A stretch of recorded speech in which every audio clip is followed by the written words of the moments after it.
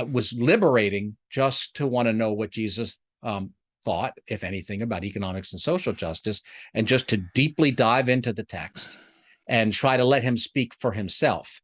So I did it because I was curious, because I'm an economist, that's my day job. And I'm a Christian, that's my all day job. And I wanted to know what Jesus thought.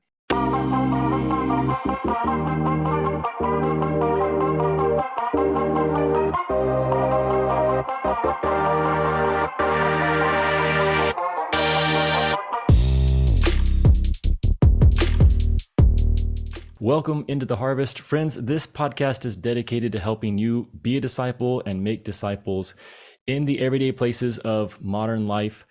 I've got a guest today. Jerry Bowyer is an economist. He is the author of The Maker versus the Takers, What Jesus Really Said About Social Justice and Economics. And he's the host of Meeting of the Minds podcast. Jerry, thanks so much for being on the show with me today. Andrew, thank you so much for the invitation. I don't remember who put me onto your book. I wish I did. I've been asking different people, are you the one that told me about The Maker versus the Takers? And so far, I can't find someone who remembers. You don't know who to blame. No, but whoever it was, I want to thank, because I really enjoyed it. I read it this past month. And I think part of what I really enjoyed about it is that you've clearly started with the scriptures. Like, you've done in-depth Bible study.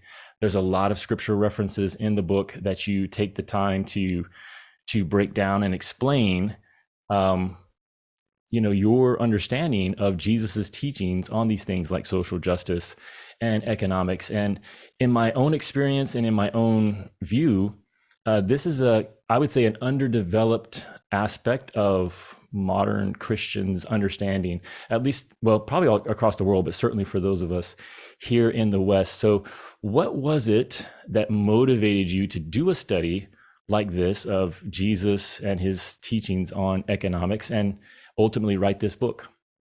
Well, that's good, the way you broke that up into two questions, because people often ask me what motivated me to write the book. And I wasn't motivated to write the book. A friend of mine in publishing said, I want to do a book with you.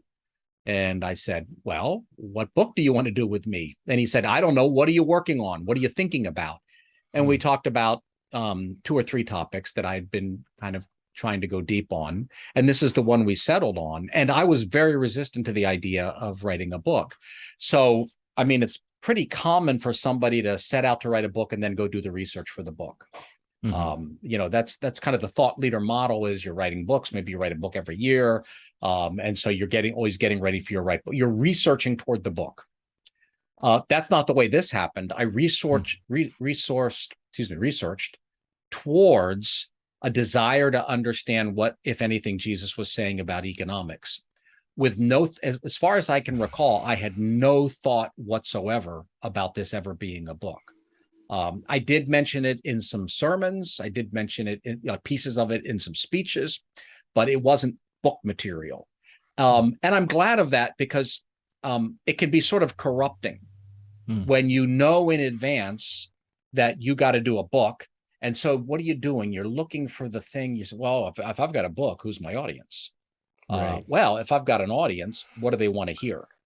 And of course, no one consciously does that. No one says, I'm going to tell them whatever they want to hear. But really, anyone who does public speaking, anyone who, preacher or a thought leader or whatever, if we're really honest with ourselves, we get that we are very much influenced emotionally by people's reaction to what we say or write.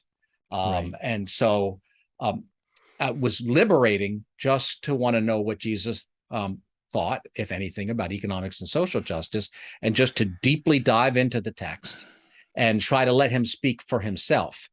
So I did it because I was curious, because I'm an economist, that's my day job. And I'm a Christian, that's my all day job. And I wanted to know what Jesus thought. And what I had seen up until then is that people were taking their best thinking and hanging it on Jesus. Now, some of these people had some pretty bad best thinking. So they were going out there giving us maybe a Marxist Jesus, a kind of first century Che Guevara, Che Mhm. Guevara, right? A violent revolutionary leading a peasant revolt. Not very good economics and also not very good exegesis. But some people were pretty good economists. They understood how markets worked. And they basically were making arguments like, well, Jesus said help the poor, but he didn't say use government. I'm not super impressed with what he didn't say arguments. If we're Right. skipping over enormous amounts of what he did say to focus on the thing that he didn't say. Or those arguments were something like, well, the free market's better and Jesus is good. So Jesus would want things to be good for people. So Right. Jesus would want free markets. Right. Well, okay, that's fine. The problem is it skips over the pointed issue, which is whether the free market is actually better. Mm. As an economist, I believe that, but to basically say, I think something and Jesus is good, therefore he must agree with me, is Mm. really not letting the Lord speak for himself. So I just decided to go deeply into all of the text where he seems to be talking about economics and look at the original languages and look a lot at the historical context, look a lot at the geography and the Right. biblical archaeology, and let Jesus's message come up from his words, and not just from his words, not just the red letters, but the black letters before the red letters that tell us where he was when he said the red letters. Right. So I don't want to just say, oh, Jesus went to Bethsaida or Beth something or other, and then he said this. And the then he said this is really inspired, and the where he was is kind of just window dressing. But instead to look at where he was when he said the things that he did. And a picture, I think a pretty clear pattern emerged, which I can't Mhm. find exceptions to. And even when people have written critically about the book, they haven't been able to find exceptions to the patterns that I've observed. They just maybe don't like the conclusions, or they think Mm. somebody praised it too much or something, but nobody's been able to come forward and say, no, you're wrong. Here's a contrary finding from the scriptures or from biblical archaeology or history. Yeah. No, that's great. We're going to talk about different components of the book. There's a lot. We were just talking before we started recording that I'm not sure we're going to be able to get to all of it, but that's okay because I'm hoping people will go out, pick up your book, read it for themselves, and do the deep dive. But there are some things that I certainly want to touch on. As you were, so we'll get a chance to dive into that. But just a question on the front end here, as you were doing this research and you were discovering these connections, like you said, not just in the red letters, but in the black letters that preceded Jesus's life and his teachings, the Old Testament scriptures. In general, were you surprised by what you were learning and how it differed from maybe your previous assumptions about Jesus and economics, or how it differed from maybe just the popular theology that we see around us? I was surprised mainly in two ways. I knew it would probably differ from popular theology around us because I just didn't see anybody taking this task seriously. Hmm. So I thought either I'm wasting my time or this is going to say things that other people haven't said. Mm-hmm. So what was I surprised by? Um, I was surprised really by how well the pattern held.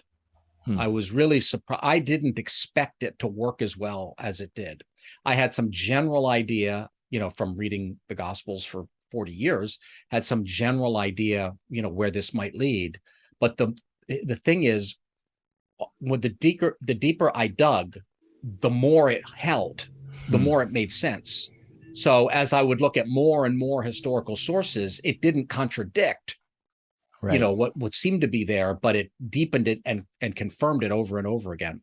And there were Yeah. even some instances where I thought, like we can talk about this later, where I was talking about the doves and I was reading gospel accounts of Jesus confronting the dove merchants, and then I got to John's account and I read half of the account, and he didn't single out the dove merchants, and I thought, wow, I really made a big deal out of these doves. And looks like John isn't making a big deal out of the doves. I was really disappointed. I had to give up my theory. But then I kept reading and said, and Jesus said to those who were selling doves. Hmm. So after I sort of laid it down on the altar saying, okay, I really thought I had something here Mm-hmm. about Jesus confronting dove merchants. Oh, John doesn't have it. Oh, wait, keep reading. He has it more than any of the other gospel writers except Luke, and Luke has reasons not to have it. So I'm kind of jumping ahead. So it surprised me how well it fit everything. The Hmm. pattern is absolutely consistent when Jesus is talking about economics in terms of who he's talking to and where he's Yes. talking. Um, what surprised me in terms of changing my mind is I was resistant to the idea of a Jesus who was serious about debt forgiveness, Mm. because I had associated that mentally just because of my own upbringing, like the Jubilee conference here in Pittsburgh, and people who were sympathetic to liberation theology were making a whole lot out of the Jubilee law and the Shemitah law in favor of socialism. And Hmm. I reacted to that by turning down Jesus's Right. references to debt Hmm. forgiveness. And I found that Yes. the Bible just wouldn't let me do that. Yeah. That he appears to have been serious about debt forgiveness. Now, whether what just happened, with the Right. student debt forgiveness is Torah Yeah. observant, I would say very much not. But Right. like the conservative pushback, so someone says Jesus is into debt forgiveness, and someone comes along and says, no, he isn't. He's just talking about forgiveness of sins. And that's what Right. tends to Right. happen. Right. Yeah. The liberals turn up Jesus to 1/4 volume, so he sounds a little socialist. And then the conservatives try to turn him down to 1/8 Hmm. volume because he sounds a little socialist. So let's turn him down. Whereas I'm trying to turn him up all the way to full volume to see what Right. he's actually saying, and willing to risk the possibility that he has economic views which contradict mine. And in this particular case, he did. Yeah. I see Jesus as clearly speaking about actual financial debt forgiveness, and that it was an idea. Right. I Right. didn't want him to take me there. Yeah. So there's three things that I know I want to try to discuss with you, or three major themes. One of them are just Jesus's teachings on economics. Secondly, I do want to get into some great insights that I found that you had in the book about debt and the connection between debt, the fall, sin, redemption. And then if we have time, I'd love to get into what are the similarities, what if any differences do we see between the year of Jubilee and the 7-year debt remission that we see in the Old Testament system, and that Jesus was referring to, and what just happened in our time here in America with student debt relief, because that's obviously a current issue. And on the show, we want to have discussions like this because, like you said, being followers of Jesus is our all-day job, and economics is part of our everyday life. So you had a quote in the book that everyone has an economic philosophy, not just economists. We all have it. It can be underdeveloped. It could be built by a lot of just assumptions that we've caught over the years based on our circumstances, and probably those forces influencing us most, people and social settings. But let's start with Jesus. And I want to do this because I think that there are some dangers that modern believers could be making based on our understanding of wealth, economics, money. And there's probably, I would say, some mistakes that we could avoid if we had a better understanding of Jesus. And you've already touched on it, but Jesus had strong views about politics and economics, and these were really based on the time and the context that he was living in. So I'm just going to read a short snippet from your book and then let you build on this. But you wrote that the division between North and South, and this was this was Palestine, or the Jewish region of Jesus's day, was broken up between North, which is Galilee, and South, Judea. The division between North and South was over excess centralization of power and economic exploitation by the ruling class of the capital region. There was also a significant difference in the nature of the two economies. The North was based more on commerce, and the South was based on taxation and the temple as a source of revenues. The difference was, among other things, the difference between the makers of wealth and the takers of it, which is the central theme of your book. So tell us a little bit more about how the setting and the economic and political realities influenced Jesus's own views and that of his mother Mary, because you touch on that in the book as well. Yes, and Mary was also a Galilean. And historians say she was raised in Sepphoris, which is a big city near Nazareth. So we kind of think of Nazareth as just like standalone town. Like when I drive across Pennsylvania, there are all these little towns. No, not really. It was more an exurb of a city, and that city was Sepphoris, and it was the financial capital of Galilee, and it was very much a market-oriented town. So Galilee in general, a couple of things. One, they didn't have the same tax system as in the South. They didn't have, for instance, the tribute tax by the Romans. So that was brought down on Judea as a punishment. Galilee didn't have that. So they were a lower tax jurisdiction. By the way, that's almost certainly in the background as the religious leaders try to trap Jesus. Shall we pay taxes to Caesar? We just think it's shall we pay taxes to Caesar, but they know he's from Galilee, and that Galilee doesn't actually pay taxes to Caesar, right? So there is a regional fight here going on. And that regional stuff is so much stronger than we give it credit. The Galilean accents, his followers are called out because of Galilean accents. When Nicodemus defends him, they say, "Are you a Galilean too?" That north-south rivalry is just throughout the Gospels. Right. And we just kind of skim over it, or as if it's just, well, any rivalry. Well, no, there was this went back 1,000 years. The North was formed in a tax revolt. Solomon died. Rehoboam was his son. Rehoboam was asked to lower taxes. The temple's already built. What's the temple tax for? Like I live in Pennsylvania, we have the Johnstown flood tax, right? Yeah. They imposed a tax to rebuild Johnstown. Well, it's been rebuilt for a century. What's the tax for? The temple was built. What's the tax for? And Rehoboam raised taxes rather than lowering them, and the North seceded as part of a tax revolt. So it's kind of tax revolt territory from the very beginning. So Galilee was lower tax. It was less wealthy, but more up and coming, more entrepreneurial. Lots of small businesses. You had freehold farmers rather than gigantic plantation farmers. In other words, like you walk a few hours to the south, you're going to see these gigantic 100,000-acre plantations worked by slave labor, owned by somebody who lives in Jerusalem or Rome, who's never visited that farm in his life. He's just collecting dividend checks wherever he is. But up where Jesus is growing up, you have 15, 20, 30, 40-acre farms, and the farmer was there. The farmer was working his land with his family, and you have Joseph and son builders. And a particular archaeologist said, when you dig up a village in Galilee, you find 3 or 4 shops. So it was a shopkeeper society with a lot of small businesses. You had proto-industry there, like stone jars, background to the wedding of Cana. There's a whole thing going on with the creation of stone waterware, which I didn't get into in the book. And of course, the fishery industry, which wasn't just subsistence fishermen, it was fish, dry or pickle, and then export. It was industrial. So it was dynamic and kind of entrepreneurial and kind of up and coming. No, there is no record whatsoever of Jesus ever confronting anyone in Galilee about wealth at all. Well, it didn't have wealthy people. Yeah, it did have wealthy people. They've dug up Sepphoris. You can see the mansion. There are mansions in Galilee, but these are market towns, not political extraction towns. When Jesus moves south, he goes into Judea, and right off the bat, first confrontation over wealth is with a rich young ruler.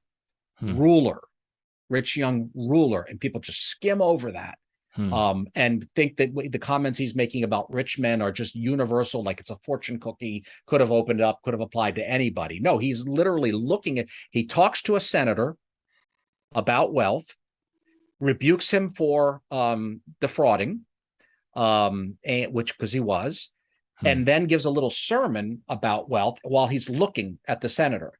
And then to just take that little sermon and apply it to somebody who created new software, or a farmer who's developed a nest egg, selling food, is absolutely ridiculous. So rich young ruler, then Zacchaeus, tax collector, another man of the state, then down into Jerusalem, the money changers, also men of the state. So all of the denunciations of wealth happen in the capital region with people who are part of the state ruling class apparatus. So would this be a fair statement that Jesus was not anti-wealth, but his teachings around wealth basically pivoted between those who were generating wealth through industry, through creativity, and those who were extracting wealth through taxation, through through other misuse of power. Would that be a fair? I know it's simplifying it, but essentially that's what we see at play here, the dynamic in Jesus's teachings. Pastorally, he treated those groups differently. Mm-hmm. Now, he did make general warnings about greed. So entrepreneurs can be guilty of greed, Mm-hmm. and senators and priests can be guilty of greed. Right. But every time he starts a conversation with the assumption of greed, he's talking to an extractor, not a maker Mm-hmm. of wealth. So pastorally, he treats them differently. And I think pastorally, we don't treat them equally. We tend to treat them the reverse, which is if somebody's a clergy person, then, you know, maybe we'll confront them over their religious status or something. But we're not going to confront them over money. We're going to assume that they're not greedy. And if someone's in politics, we're going to assume that they're not greedy because they're always pointing at us, right? You're greedy. Mm-hmm. Mm-hmm. And then if somebody's in the marketplace, we're going to assume they're greedy unless they can explain to us why they're not. Right. But that's Right. the reverse of Jesus's confrontations with about greed and defrauding are with people of the state. It is particular. Everyone has different kind of temptations to different kinds of sin.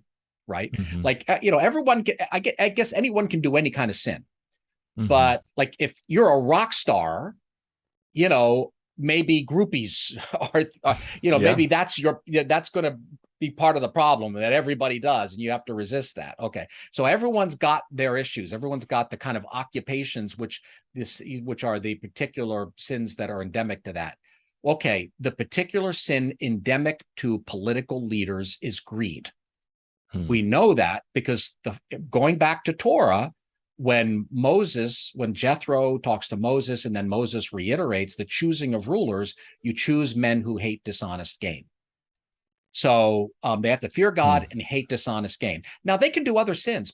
People in politics can do other sins, but this is the sin that keeps coming up in the context of Kings, the warnings about Saul taking 10%. And giving it to his lieutenants and everything, the Rehoboam, Solomon, right. The not multiplying gold. This is greed, bribery, extraction is the sin that is systemic when you have a ruling class. Yeah, no, that's really good, and that sort of might be a good segue for us to get into the role that the year of release, the year of Jubilee, played not only in the Old Testament but in Jesus's life, because Jesus was born into the Old Testament, so to speak. He came on the scene at a time when the law of Moses was supposed to be the guiding document for not just Jewish people but Jewish society. And a lot of his parables, a lot of his teachings were economics and the failure to keep the year of Jubilee and to implement debt relief is a big part of what he was addressing. Would that be accurate? Yes. And it would have been weird if he hadn't, because the eschatological speculation at the time was when the Messiah comes, he's going to deal with the debt problem. So it was widely expected that understood that there was a debt problem, understood that the ruling class of Israel had been violating the Shemitah laws by creating little legalistic workarounds, that those violations centered on the temple. The temple was the way that you ripped the people off. The temple willingly participated in the swindle of allowing wealthy people to oppress the poor by not doing debt relief. And it was understood that there was either going to be one or two messiahs, right? Like a king messiah and a priest messiah. And the priest, like a new high priest, was going to forgive the debts. And that was going to end exile. Now, we don't associate those things. Like, we've got a category for forgiving sins, and we've got a category for forgiving debts, which is over here. It's more political, right? And we've got a category for like military occupations and geopolitics. But basically what happened is Israel violated the Sabbath system. And Jeremiah said that's why they were sent into exile. He explicitly says that. Right. They were exiled for violating that system. Well, they were still exiled in some sense. They were in the land, but they were still under Rome. They saw the Babylonian captivity is still going on. So what's the problem? Well, they still weren't following that law. So if they were exiled because they weren't following that law, and they're still not, so the idea was until they follow that law, they won't have the sin forgiven of not following Torah, and they will continue to remain under the root of Babel, the boot of Babylon. In this case, Rome is just a new version of Babylon. So all those things were all wrapped up together. So the Messiah is going to come, and he's going to forgive the debts, and God's going to forgive them for not forgiving debts, and then he's going to end the exile. That was expected. So, and the first thing Jesus says when he announces his messiahship in his hometown is drawing from Isaiah and Leviticus about setting the captives free. So let me tell you, if he wasn't talking about debt forgiveness, there's a little pastoral malpractice there, because everyone was expecting debt forgiveness from the Messiah. He was declaring that he was the Messiah, and he was using a debt forgiveness passage. So I don't think he was being misleading. I think he was spot on. He came to challenge them to actually follow the Torah. Yeah, well, I think in that passage it even says that he found the place where it was written. So he had that passage in mind specifically. Let me read another clip from your book here. And it really highlights what you were just saying about how we tend to compartmentalize between political issues, economic issues, spiritual issues. So you write, our interpretations, as we read the scriptures, our interpretations tend to focus almost exclusively on heart issues and personal salvation, or for some, abstract theological formulations. Whereas first century Israel, although interested in heart attitudes, was consumed with outrage over the lack of debt relief and consumed with expectation about how the coming Messiah would proclaim liberty to the, and then you have this in parentheses, debt captives. And so Jesus is coming into this environment, like you just said. So I guess for us, because we are in a totally different, political, social, economic setting, and we're 2,000 years removed, as we read the scriptures, how can we read them more faithfully and understand what was happening at that time, but then also make the translation into how it should change the way we live today?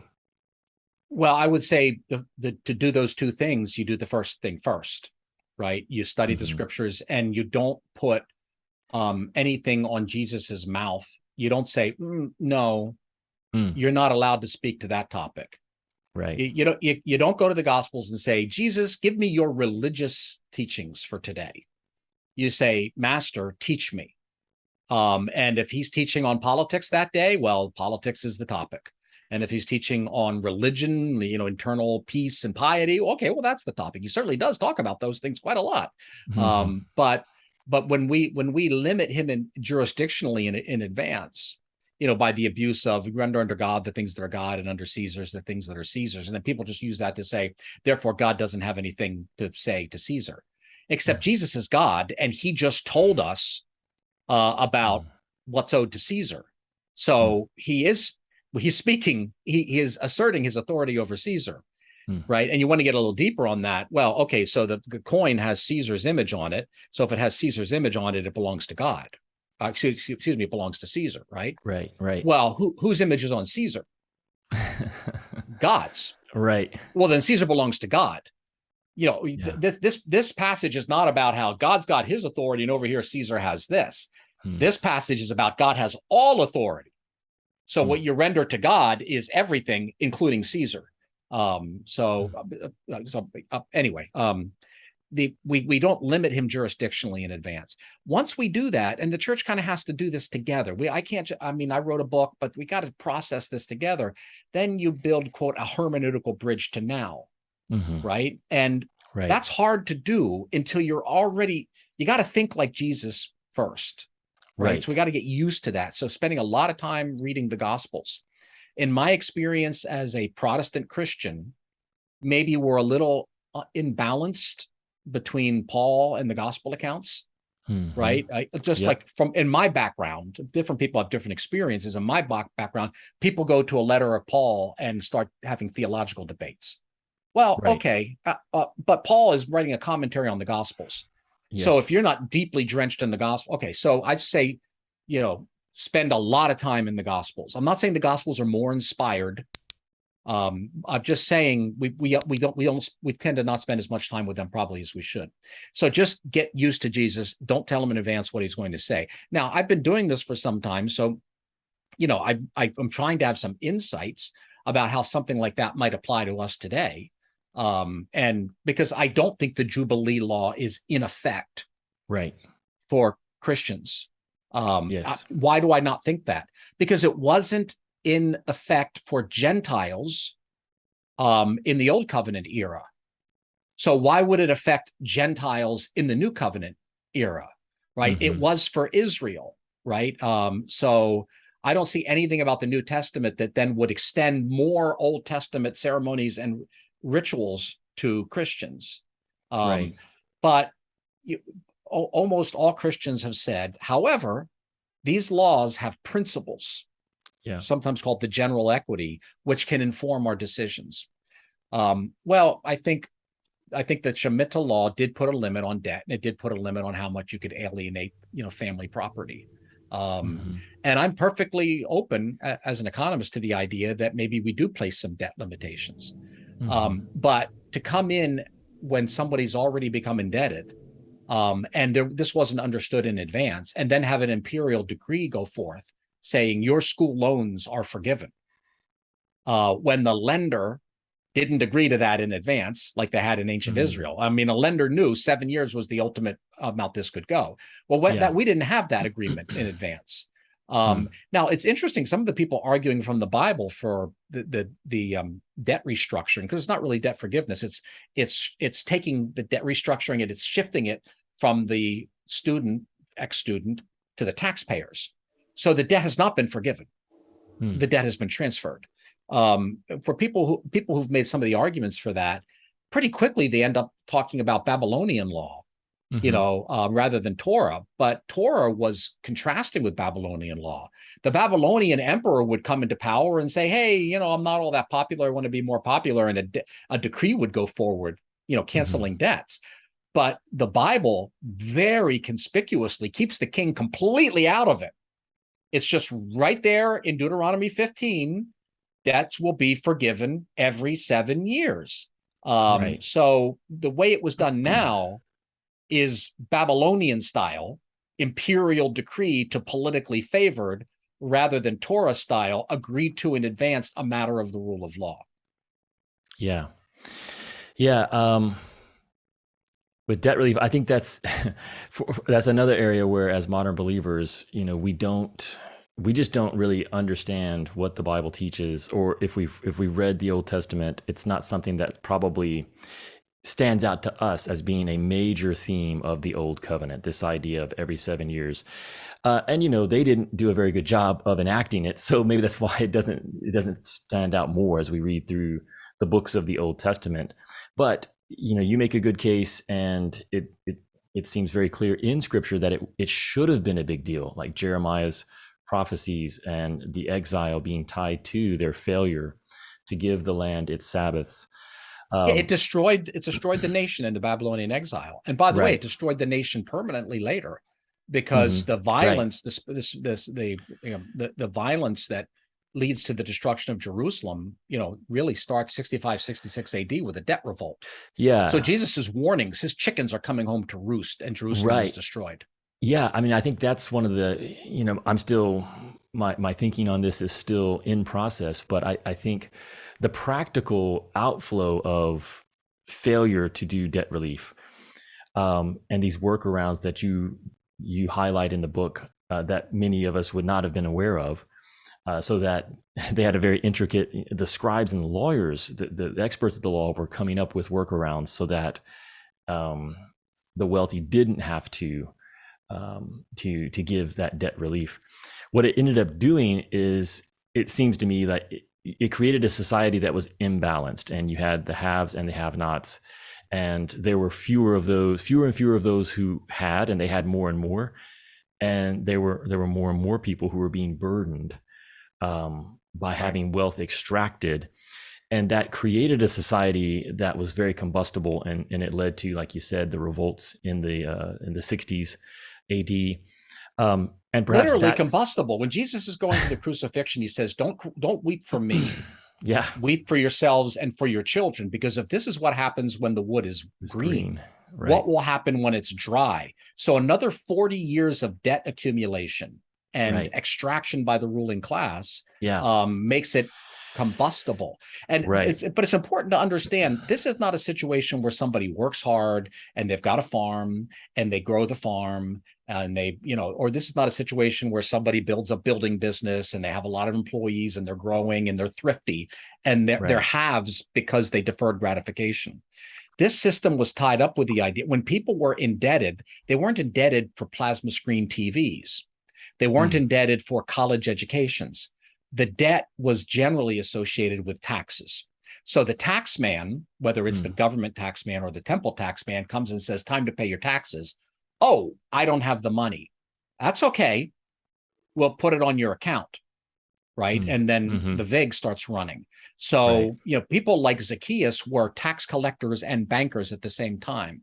So let's imagine the situation is we have a high tax situation, and we do in the United States, could be worse, and people can't pay their taxes. And the IRS says, well, okay, we're going to tax you more than you can pay. And then we're going to charge you interest on that. And for the rest of your life, you will be working on paying off that tax burden. See, it's the state power. It's not haves and have-nots between makers and makers not. The haves took it, and the not haves, for the most part, had it taken. So so to basically bring in debt forgiveness into our society and say somebody who bought a college degree without really thinking about the cost, and they didn't really think about whether the major would give them a good standard of living, and they didn't take whatever job was available when they graduated, but they just stayed home or whatever.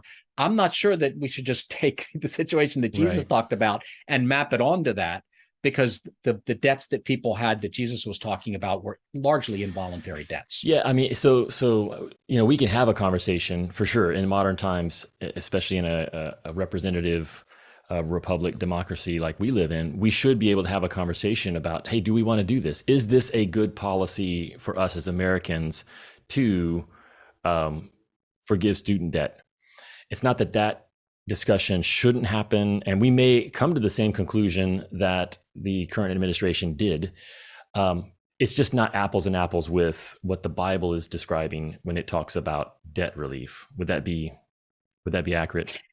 Yes. And I doubt that we would come to the same conclusion as the current administration did if we were taking the text seriously.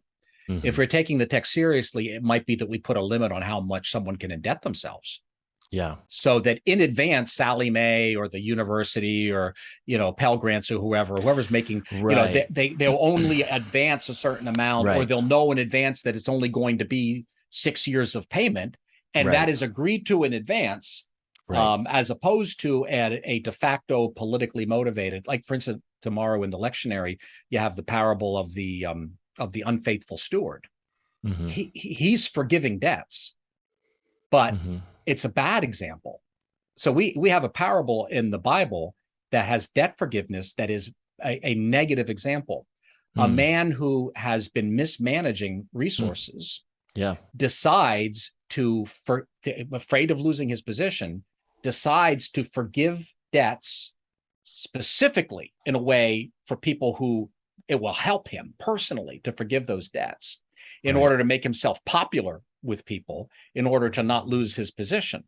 And they aren't debts to him that are being forgiven. They're debts to, his master. So, I mean, that seems to track pretty well with what the president did. So I've seen some Christians on the interwebs, saying, oh, the Bible always supports debt forgiveness. No, it doesn't. Absolutely not. The parable of the unfaithful steward is a story about how debt forgiveness, when it's done in a de facto favoritistic way, is actually unfaithful. Yeah. Well, if I think we're going to do a little bit of an extension, but I do want to wrap up this first portion of our time together. And I guess I would ask it this way, and just love to hear your thoughts. You've done this in-depth study, you've written this book, which takes a lot of time and thinking, and so you've really tried to discern Jesus's teachings around this topic of wealth, economics. Could you highlight for us, two or three major themes? Like what do modern Christians need to understand about Jesus's views on wealth that maybe we're missing? If you are a maker, you are not guilty until proven innocent. Quite to the contrary.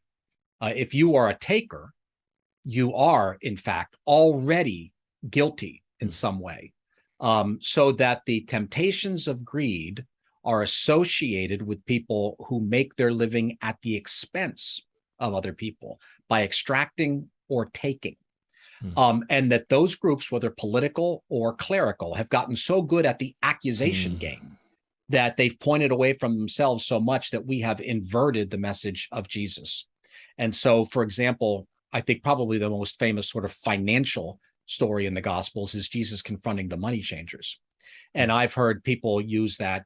President FDR, in his first inaugural, pointed to that story as an attack on markets. And it's completely the opposite of that. They had government granted monopolies. They had a government granted exchange rate. That government granted exchange rate was a cheat. It was a 100% upsell. They legally had to go there to pay the temple tax. This was state power from the top down from the beginning, overriding markets. So what about all the little falafel stands that Jesus passed on his way to the temple where people are exchanging money all the time? Not a word about any of that. People are certainly making change, in Jerusalem for all sorts of reasons, but it isn't until he gets to the central bank, because the temple was the central bank, and the official open market operations, of that, where it's basically saying, oh, you need the temple shekel to pay the temple tax. Well, the temple shekel is twice as expensive as it would be under Torah, because it's got to be glorious, because it's about God. So basically there was a 100% upsell on that. That's greed. So I think that Christians should tap into Jesus's anger about social injustice. Just understand that his anger is about people who use coercive power and religious manipulation to take from productive people. His anger is not at the people who somehow in life have had enough less taken from them that they've been able to build up some assets. Jesus had a lot of neighbors like that, and he doesn't confront any of them. He had a friend like that, Joseph of Arimathea, no confrontation. It's only the takers who get confronted about economics and social justice, not the makers. Well, Jerry, I really appreciate it. I think we could go for a lot longer. I know I'm interested in learning more from you, but I appreciate you taking this time to share with us. Again, the book is called The Maker versus the Takers, and I hope people will check it out. I think it's got some great lessons, and again, it's very much based on the scriptures. It's not just Jerry, like you said, you start with understanding what was going on at the time and what Jesus was teaching in that context. And then we can begin to try to translate it into how it should affect the way that we live today. But great book. I hope folks will check it out. And where else? I know you have a podcast. Where else can people connect with you? Well, Meeting of Minds podcast is where I have the podcast. I also do one for Christian Post called Business in the Kingdom. I'm on social media, so I don't generally have like a Jerry Bowyer web portal, because I'm not really trying to do that branding, but you can find me on Facebook or Twitter or LinkedIn. A lot of these conversations are in LinkedIn. I'm easy to find, Bowyer, if you remember the W, and we can continue the conversation. Yeah, I'll encourage people to do that. And we'll put some links in the show notes so that folks can connect with those different social media sites more easily. All right, Jerry, thanks again for being with us. My pleasure, Andrew.